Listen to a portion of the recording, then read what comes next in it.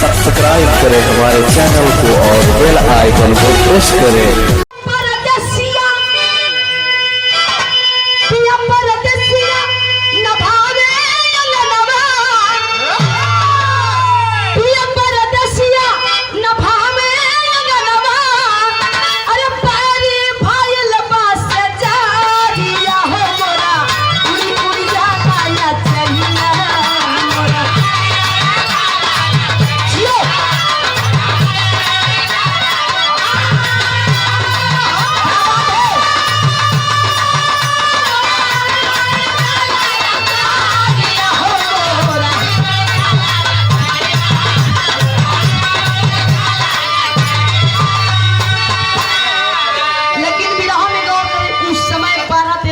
की उम्र उधम सिंह के बाद बदला के आग में धधकते हैं। कहना बा कैसे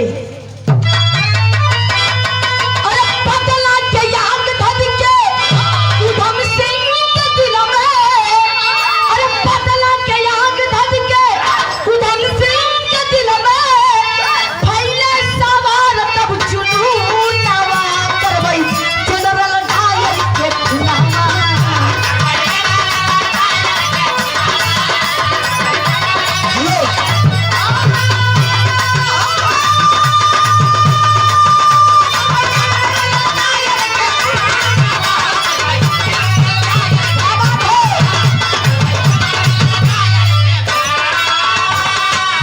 वक्त बीतता है, धीरे धीरे समय बीतता है।